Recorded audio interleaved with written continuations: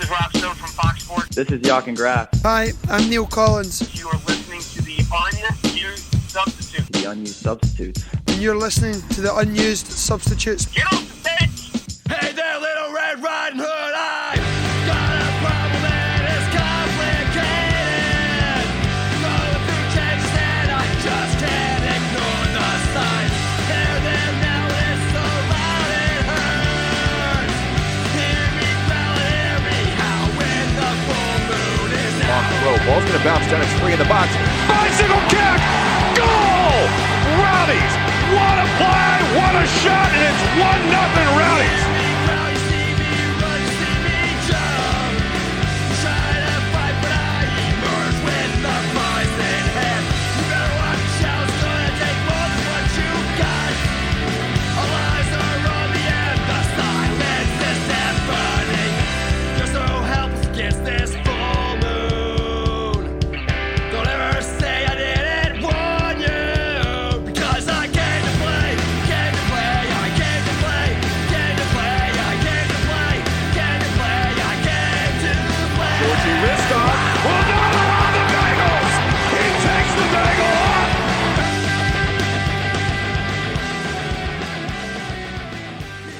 Good evening, everybody. It is Wednesday night. It is 8 o'clock. It is time once again, because we actually have stuff to talk about, for another episode of the Unused Substitutes live on Radio St. Pete, part of the Beautiful Game Network and presented by Roughneck Scarves.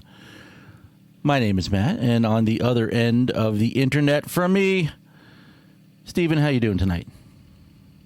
So much calmer than I was last week, let me tell you. The leader of the Free Carl Z movement had an interesting time last week, right? It was a frustrating descent into the craziness of what the criminal justice industry looks like today. Do you want to talk about it for a little bit, or you just want to save that? Matt, if I were to start talking about it, it would take the entire show, because I'm the type of person that breaks everything down into second by second, what's the word, like a timeline that's step by step, in which case it would take forever for me to get through it all, because that's the kind of person I am. So you talk like a technical writer, then, is what you're saying. I've been accused of being too literal, so yes. I have issues with that too. Not issues with you, but I have issues with, like, when I try and write stuff, it's just very this, then this, then this, and I'm just saying, don't put me in charge of a newsletter, because short and succinct is not my forte. Yeah, yeah, that's partially my issue too. There's no doubt about it. But you know. All right, so we took last week off. Number one, really no news to talk about Rowdies related. Number two, a lot of other stuff going on in the world that was probably more important to listen to, pay attention to, whatever, than us. And Stephen, you were participating. Actually, the night before was the event, and then Wednesday was the rescue mission. Yep, Tuesday was the first reactionary protest I've ever been to, so that was different. That was a little out of my comfort zone, but something that it was about time that I got involved. I thought it was cool that you did that. I thought it was. Well, yeah. It important thing, like, and it's kind of weird because, number one, we have no idea yet what the next school year is going to look like, but I'm kind of sitting over here like I on one hand, like, personally repulsed by a lot of the things that went on that has led to this point in time, but on the second hand, like, man, getting to teach around these kind of events is going to be really interesting, and I'm, like, plotting some things out and planning some things, and hopefully it'll be useful for the kids that I deal with next year. But we do have not so much Rowdies news, but there's a lot of USL news. I was thinking I almost thought about going and getting Jeff from The Athletic back, because we're just talking about a lot of the stuff that he's brought up in the last few days, including an article that he posted today. But I didn't want to torture him by asking him to come on again. Poor guy. Like, gave us a ton of time last time, and I'm sure he's still trying to recover from a personal credibility standpoint on that. But we'll have him on again soon. But there's been a lot of USL stuff happening and still happening, and stuff we're still waiting on happening as well too. Number one, there is a date for coming back. Steven, what's the status with this right now? Yes, so USL has established a target date that they want everything resolved by and people on the field playing again. And we are looking at right now, it's tentatively July 11th is when they want to actually have games happening again. Now, keep in mind, that doesn't necessarily mean anything is actually happening yet. We're going to get, to that in a second, but this at least gives another step in the negotiation process. It certainly gives everybody an end date to look forward to. So it's a huge step. It's important because it gives people time to plan. First of all, like if they are going to play games, now we've got a month to get, the marketing involved to make sure people are aware of that. If fans are allowed to come in, and we'll address that obviously as we go along here. But this is great. It's great news that they're getting to that point. Obviously, along with that news was the follow-up that Phase 2 training protocols for what USL established. Those are now implemented. So it's still non-contact for training, but you are now allowed to train in groups of up to 10 players. Coaches can provide direct technical instruction. Weight rooms at facilities are now officially open, and expanded player treatments beyond simply rehab injury purposes, those are now available as well to players. So I would think from a player perspective, this week probably is starting to feel a lot more like normal as far as preseason's concerned than what we were just going through for the last 3 months. At least that would be my impression based on what I've seen and what I would figure mentally on what that would look like. That's it. Again, these are all steps. They're important steps, but it's not a guarantee of anything yet because we still have a lot to talk about. And that's going to be the next thing, because obviously we had heard some of those negotiations. Matt, what are we looking at right now as far as some of the negotiations and things going back and forth between USL and the owners and USL and the players? So Jeff posted this article, our guest from last time out, Jeff Reuter from The Athletic, posted this article today, kind of a behind the scenes about what was going on or what happened at the vote. We saw some details of it online, but some more information. And again, I don't want to just give away his whole article for free. If you should go check out The Athletic, even though they don't sponsor us, but they totally should. Or if you want a free 1 week subscription, try it out. Let me know. I can toss you a code that will do that. But the only thing we know for sure right now, like Steven just said, is the July 11th date. Everything else is to be determined, to be announced, to be decided, to be negotiated, whatever. USL has been working with numerous public health experts around the country, including ones from U.S. Soccer, other sports league, about developing their protocols for coming back. What needs to happen on a daily and especially on a game day basis if fans are going to be allowed in. One of the things we talked about last time with Jeff, the still not confirmed because this is all subject to negotiation, but likely regional splits in the conferences and looking at 16 to 24 games total. One thing we asked about and thought wasn't going to happen, but now it appears as if it is that previous results will stand. So the Rowdies will still have technically won, officially, legally, binding in the contiguous 48 states in the Commonwealth of Puerto Rico. I don't know about Alaska or Hawaii yet, but the win in New York will stand, which is good.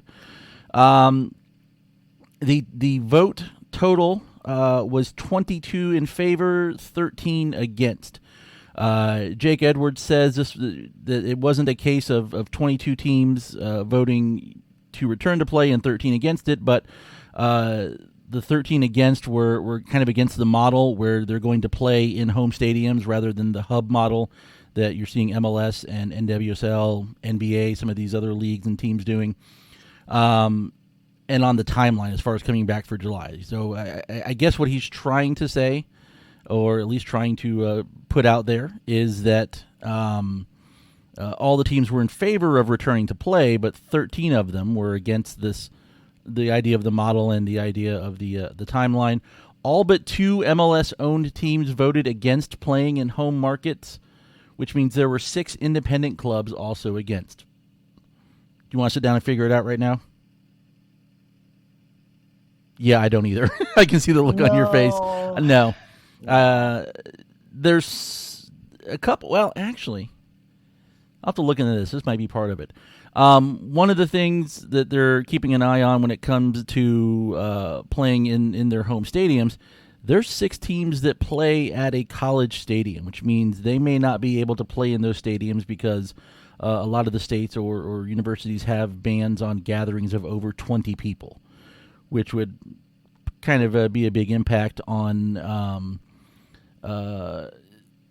having a game, like having 2 teams in a stadium at one time.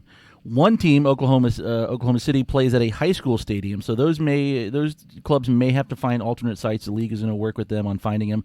I'm assuming that in these uncertain times, which I think means we have to drink because I just said that, that means that the restrictions, the requirements for like seating capacity and all that kind of stuff are kind of going out the window. I'm betting at this point it's probably whatever's available. And then the big question for kind of all of us listening, are fans going to be allowed? That's going to be dependent, again, on state and local governments. That's their call. It's not the league's call. NBA and MLS are playing their alternate versions of the seasons in Orlando to no fans. Governor DeSantis has talked about getting NFL teams to play in college football stadiums with no fans. So at least as it stands right now, I would not be surprised if we're playing, at least here, with behind closed doors, no fans, something like that. But we'll see what happens in the coming times. But I think it would be weird if, all of a sudden USL is allowed to have fans, but they said no fans for all these other leagues. So I don't know. That's going to bring us to I'm going to call this the listener question from Patrick from Louisville. Would you be okay with only certain teams being allowed to have home fans, but not all teams? Do you think it should be uniform across the league, that fans be allowed or not allowed, regardless of how many? What do you say, Stephen? I don't think there's a situation where you could make there's no way you could make a uniform procedure for that, I guess is the right word. I mean,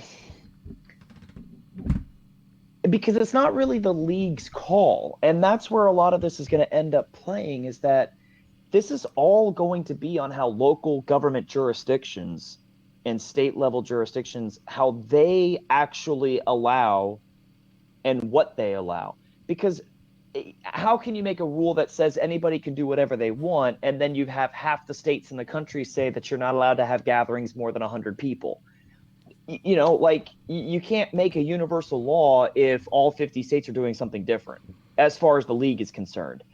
Now, on the flip side to that, obviously the other counter argument point or other point of discussion is, well, if you can't have fans in every building, do you not have fans for anybody?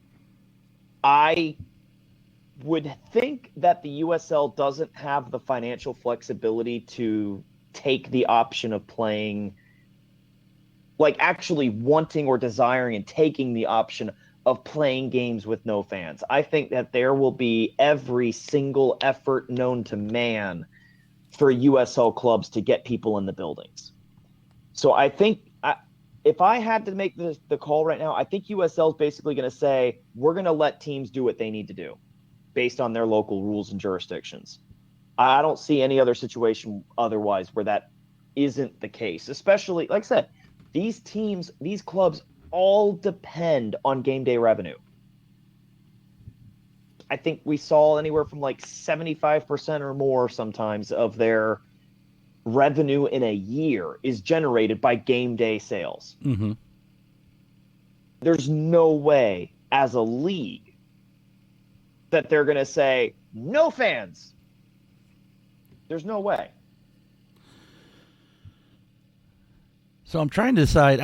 One of the things in the article said that a league source, I'm going to assume it was an owner, front office person, has voiced concern about fans being allowed in some venues and not others. That it would be an unfair advantage. I mean, what Real Monarchs just won USL Cup, and not to knock them, but they don't have the same attendance that like half the teams in the league do, right? I don't know. I don't know the answer. But you mentioned something about the financial situation, which kind of leads into the next thing. I think you were setting yourself up there to for the next bit. So what's happening financially in the league right now? So, as we all know, it's a single entity. USL is a single entity, and the league itself went ahead and created a relief package. From what we understand, that relief package has been in the works since basically the very beginning. We've been trying to figure out the dollar amounts involved for this. Currently, it stands at $5.5 million to be distributed apparently to all 47 clubs in the Championship and League One. And obviously that money comes from expansion fees, the annual dues for the league, and of course the low seven-figure ESPN deal. I want to point out $5.5 million spread 47 different ways is not a lot of money. It comes out to, if you do it evenly, like just under 118,000 per team, which honestly for a lot of teams that could probably cover their payroll. Well, if you think about it, I think a lot of that relief is about. Well, I mean, yes, there is a joke about covering the payroll with that money for the year, but it's mostly about bridging the gap of the last 3 months. Because that's probably a pretty good figure for a lot of clubs for what like missing game day revenue would have looked like for the last 3 months. Right. So, or at least again, it bridges a little bit of it. Now, like I said, it's not a lot of money. $5.5 million is not a lot of money, which brings us to the next point, which is that they split it with all the clubs that have franchises operating, including the MLS-owned clubs. Right. And there's a huge question as to whether that actually makes sense or is fair. They might not have had a choice in that. In the context of fairness, you probably cannot exclude those clubs just for the legal aspects of it. It probably wouldn't have been something that they could have actually done. I think in a perfect world, I think it would have made sense to exclude those clubs or maybe reduce it so it's not quite as evenly split up. But again, even if you take away, what is it, like 14 clubs or something like that, 13 clubs in USL that are owned by MLS teams completely, you're still not, going from 47 to 30 something is still not going to split that $5.5 million significantly. So I don't know if it really makes that much of a difference numerically. It's an interesting point, but otherwise. Now, the other thing that's worth mentioning as well, obviously this relief package is specific for Championship and League One. And you're probably wondering, well, what about all the League Two stuff? So that also kind of came out as well through the grapevine that League Two, the old PDL, apparently like their annual dues for playing in the year and things like that, apparently that was completely refunded to them from what I read. Or at least there was a separate subsidy that basically went out to all the League Two teams because they didn't get a chance to play a season at all. So yeah, there was a separate relief package essentially for them that is completely separate from the relief package that basically went to all the Championship and League One teams. So that's also something to point out and something that's worth noting as well. Yeah, one thing they don't mention in there, and I'd be interested to see is it being divided evenly? I have a feeling, maybe it's skewed more toward more money for the championship clubs because they're having a greater hit in terms of revenue and their expenses are greater versus the League One teams. Perhaps it's and maybe if it's divided up unequally, maybe the MLS2 teams are being lumped in there because they have another source of funding behind them with in theory, more money able to direct them. That might be what's going on. I can see that argument. Yeah, I could certainly see that being the case. And going back to what you said, like the split, the 100-something thousand doesn't seem like a lot, but these pay cuts that's been proposed by the league to the Players Association amounts to like a $20,000 savings per team. So in that scale, if you assume that this is at least just going towards the payment, the salaries if nothing else, then it's definitely better than nothing. I'd say that, but it's nice to see them going and doing that. I'm also curious the league dues. Were they just exempted from paying them for the year? Were they refunded? Did they take? Is this a chunk of it? Is it all of it? How that works out? Maybe we'll get some more details later. We did get a couple. We've got our fact checking department. Our stats department, our new stats department, Patrick in Louisville. Should I get a couple? Okay. According to participants in EUSL, Birmingham has already started to allow teams on campuses. The university there where Birmingham Legion plays, and their front office is preparing for fans. So I saw Forward Madison put out information today about their plan, because I guess they're allowed to have fans in stadium, like what their game day plan is going to be. That might be a good one to look at for get an idea of what it might look like for the teams that are going to have fans in the stadium. They are going to space the fans out, or groups of fans out. Like if you show up with someone that you've been, like if I showed up with my wife or my daughter, like they wouldn't have to sit 6 feet apart from me. We've been stuck around each other for months now, and they've resisted killing me so far, which is good. But there's going to definitely be some plans in place to space fans out in some of these stadiums. But again, it's all going to depend on what your local and state governments are telling you what to do, which hopefully are the right things to do, which I don't know. We're starting to see some numbers creep up again here in Florida, so who knows what's going to turn out happening. The other thing left to be decided at this point is basically the agreement between USL and USLPA.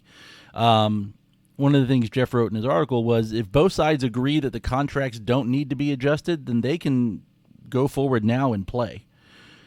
Doesn't seem especially likely, given the situation. The latest counter-proposal to the USLPA came in late May.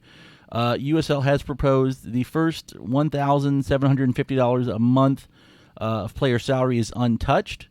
Wage decreases would start on July 1st, so they'd still be fine for this month. Next month it would go into effect. 20% of anything over $1,750 would be cut. August 15th would be the end date of the modified end date for contracts if the season was canceled. Clubs would have to provide housing through August 31st if the season's canceled.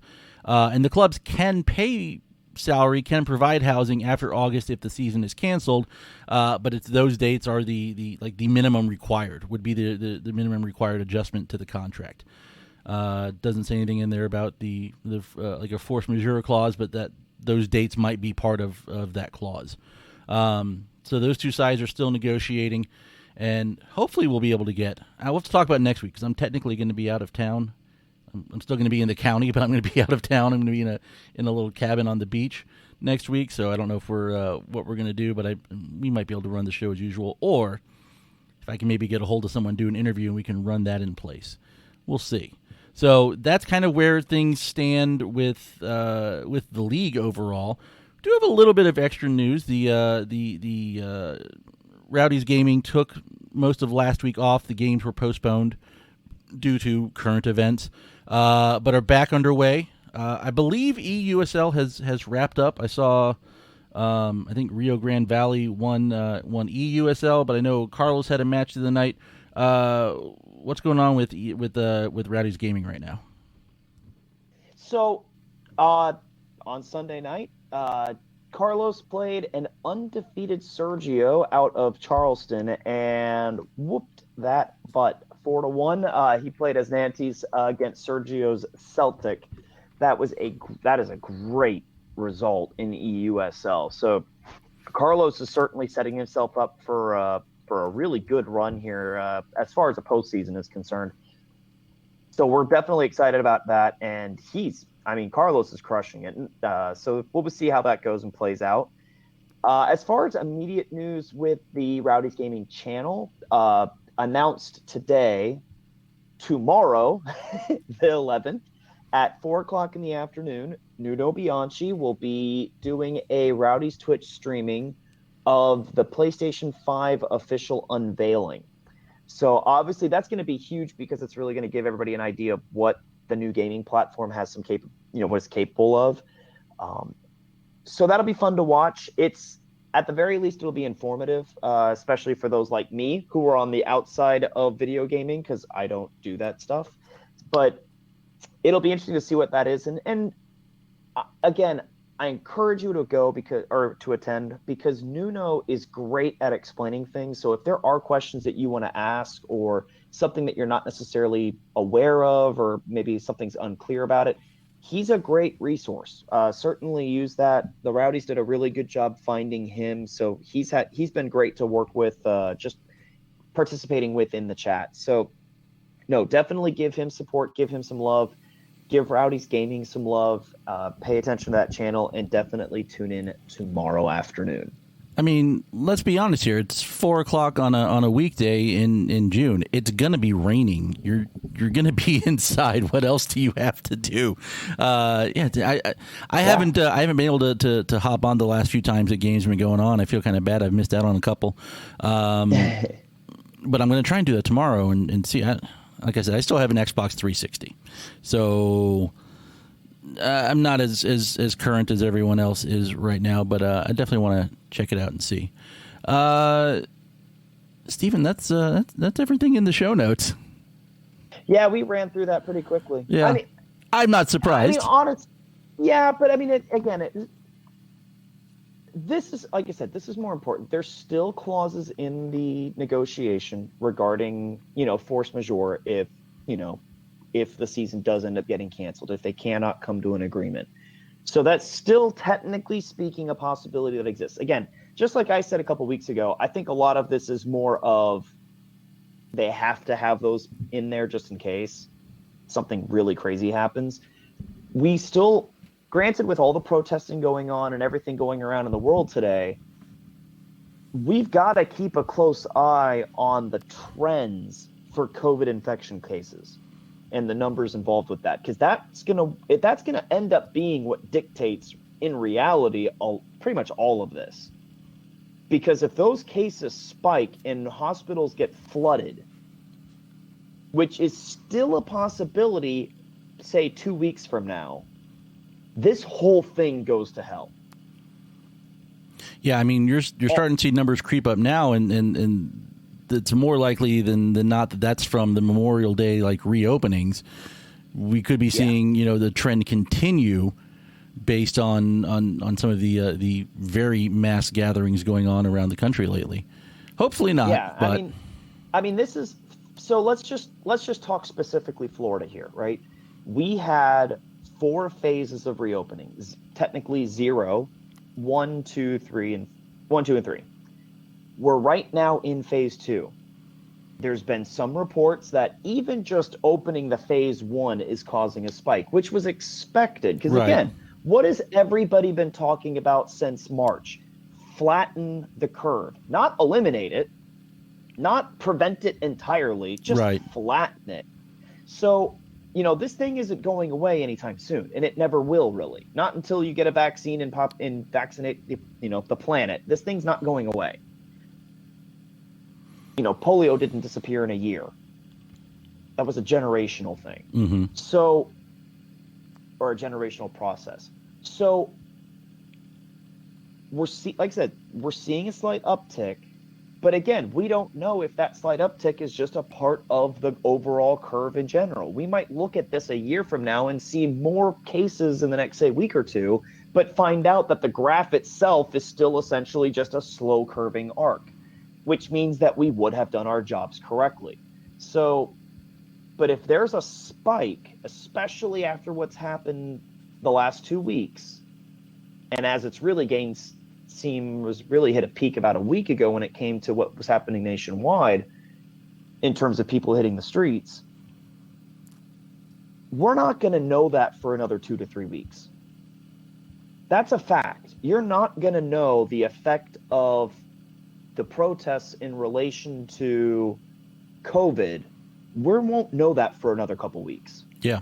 Especially on a national scale. So, I mean, really, this is all still up in the air right now. And from what I understand when it comes to phase 3 for Florida, like let's say the cases don't spike, and that would be great news. That'd be great news. Cases don't spike. We move to phase 3. I am not specifically aware of restrictions that are specific to sporting arenas or mass gatherings when it comes to phase 3. Phase 2, you're allowed to do gatherings of up to 50 people, which obviously isn't a lot. But that's 50 people, I think, in terms of no distancing involved. I think you're allowed to have more than that if distancing is observed. Let's see. I'm trying to So pull how it up that here. Yeah, I looked for it earlier. I couldn't find it with a little brief search, so I kind of gave up on the subject. But so we should, and if I was to look at this, just again, fault me for being too literal and logical. But if I'm looking at this right now, I would pretty much expect that if you're going to have people in stadiums, that there's going to have to be at least a person in between every seat in the stadium, unless you came in as a group. Right. Like a family unit or something like that. I don't know how you're necessarily going to police that in terms of regulation, because, again, the state's going to be looking at you pretty closely for anything like this. But I don't see it clearing up that quickly in a month, that you can just pile people into that new supporter section of ours. Mm-hmm. I don't see that being a possibility in just 3 weeks' time. I would expect there would probably be at least a person gap in between everybody. I think that if you're listening to this show, I think that would be what you should be expecting when it comes to the season kicking off. I think, personally speaking, again, I don't have any authority on the matter. I'm just saying, personally speaking, that's what I would prepare yourself for. All right, here's the official document from the state of Florida. Phase 3 specifically mentioned, and I'll go back and check Phase 2 and Phase 1 in a second here.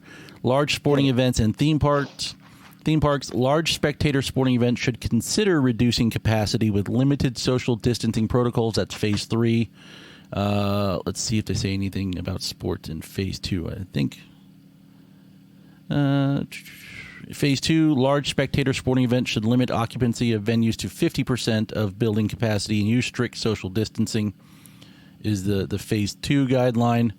Let me see if there's something in Phase 1. Phase 1 says 25%, but they've still, all these sporting events that are starting to open up are staying closed to fans for now, it appears. Yep. And that's an important thing to consider because, again, a lot of this from a business perspective isn't about COVID and getting people sick. It's about liability. Right. And you don't want to set yourself up to get sued, and you don't want to put yourself into a losing position when it comes to, because a good lawyer could probably do it. So that's why you're getting the reaction you are from businesses all across the country. It's not necessarily just because they want to keep people healthy. It's more of a liability and getting sued issue. So, like I said, I would expect to seeing, I don't want to call it reduced capacity, because it's not like really anybody was hitting capacity on a regular basis. Really, if I had to look at it, I think those are the only two clubs that really are going to get pissed if there's a reduced capacity. everybody else in the league probably doesn't give a crap when it comes to that particular loan issue. Mm-hmm. So, like I said, I think that's where you mentally should be prepared for when the games start back up again. And hey, you know what? It is what it is. But if I'm in Al Lang Stadium and I'm cheering on a guy in a Rowdy's uniform on a soccer field, I don't give a crap. I'm good. I'll be there. It don't bother me. Give me a flag. Give me a smoke bomb. I'm ready to go. Well, that was the other thing I was going to bring up, just as a joking conspiracy theory. You know how you guarantee no smoke bombs going off in Al Lang? You don't let... Gates that whole argument, doesn't it? I don't want to say that that's going to happen, but I just... wouldn't shock me. That's in the back of someone's head. A couple people's head, probably. Anything else we need to talk about tonight?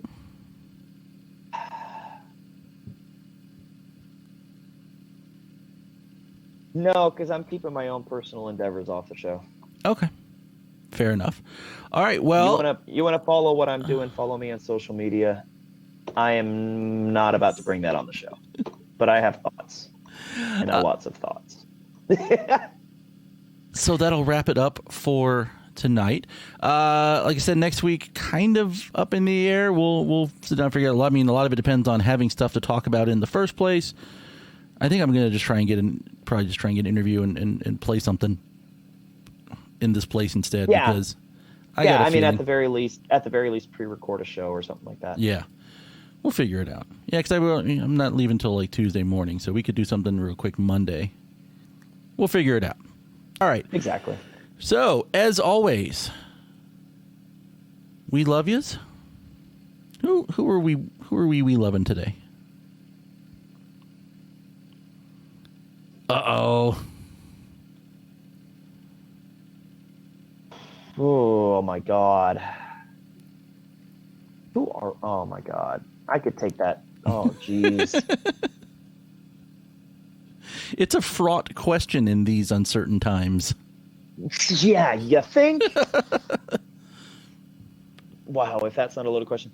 I will thank everybody that came out with me on last week when I went out to the protest and kind of gave out like an open invitation of anybody that wanted to tag along to come. I had a couple people come out and say hi and let me know. And then more importantly than that, right? Like, it's one thing to respond in March and be a part of it if you feel like it's something that you want to be a part of.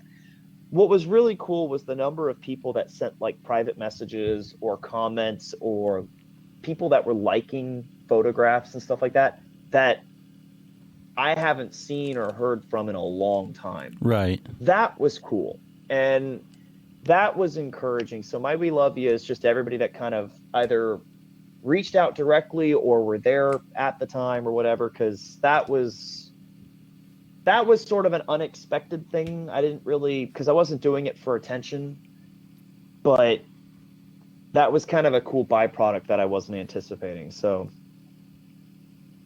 very cool. I'm going to throw mine out to Patrick, who's been sending us lots of ideas and information in the show. I like the last one. I think because the Rowdies have a partnership, like a partnership in place with the Hilton, right? Like, we know that's where the visiting teams stay, mm-hmm. right? Just put all the put fans in rooms for the game and let's watch the games out the windows from the hotel and go from there. Maybe Perkins can hook us up a little bit and give us a hand with that. That would be fun. Also, just because we can do breaking news on a story that just hit officially 5 minutes ago, the U.S. Soccer Federation officially announced that they repealed the policy about players that want to do a silent protest during the national anthem. So good on them. And that's really cool. That literally just dropped 5 minutes ago if you're listening to this live. So yeah, I read earlier in the day that the vote had been taken and passed, but they hadn't made the announcement yet. So there it is. Yep. And that's it. We will be here again soon. Maybe next week, sir. Maybe not. It's very happy. It's a celebratory moment that we have a date. We have a date, July 11th. We have a date to look forward to after 3 months of purgatory. We have a date to look forward to. So let's focus on the positive. Let's take a bit of good news in this crazy time, and let's run with it. I'm still calling myself cautiously optimistic about this. Let's get all the other stuff sorted out, because it's easy to pick a calendar, or point at a calendar and pick out Free Slurpee Day as the day that the league is going to come back. But all the other details, I think, are going to be crucial as to whether or not it actually happens. If there's not if we have a home game on July 11th and there's not a food truck that's handing out free Slurpees outside the stadium, I would have in a previous time of year, I probably would have said let's riot. But right now, I don't think that's the right terminology to use. So I'm going to say we'll all get verbally very upset. I'm not saying that I have a map in my head that takes me around several 7-Elevens on the way between my house and Al Lang Stadium. But suffice it to say that I make the most of Free Slurpee Day. Oh my God. I can't even tell you the last time I participated in Free Slurpee Day.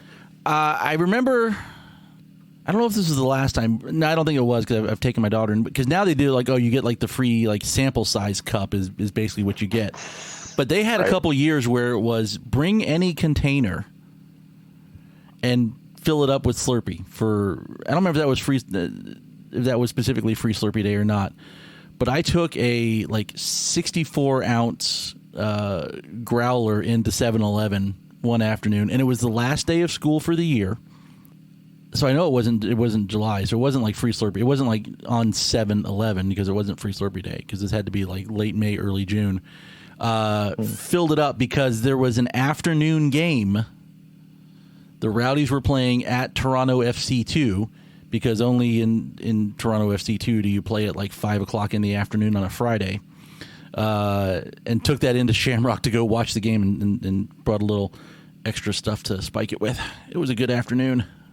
I missed that. We'll have to do that again sometime soon. All right. Well, we'll be back at some point. Thank you, as always, to Wolfface, to Radio St. Pete, and to Shamrock for everything. Shamrock got to reopen this week. Man, they're happy. Or I guess end of last week. I still haven't gotten the nerve up to go out there myself yet, but I've seen pictures, and they're definitely happy to be open again. Thank you to everybody who tunes in or listens to this as a podcast. Please continue to share, subscribe, rate, and review. We thank you for making time in your weekly schedule to listen to us whenever we get around to getting on here and not having technical problems, which, by the way, knock knock, jinx, I don't want to jinx it here, but so far so good tonight. Patreon, If you'd like to support the show on an ongoing basis, you can go to Patreon. Anywhere from $1 a month to $10 a month helps us to pay the costs associated with the show, to continue searching for new different pieces of equipment to make the show happen. I think this new one is a winner. Thank you to our sponsor. Oh, I guess I should throw the address in there too, right? Patreon.com/unusedSubspod. That makes it easy. Thanks to our sponsor, Roughneck Scarves, official scarf supplier to MLS, USL, and US Soccer. Get custom scarves and masks for your group or team at roughneckscarves.com. You may not like them. They may not be comfortable. But if you wear them, and then we all get to go back to the stadium sooner, is my general feeling of it. And I've totally just gone through all the closeout stuff, and I keep meaning to stop doing that. Steven, take us out of here.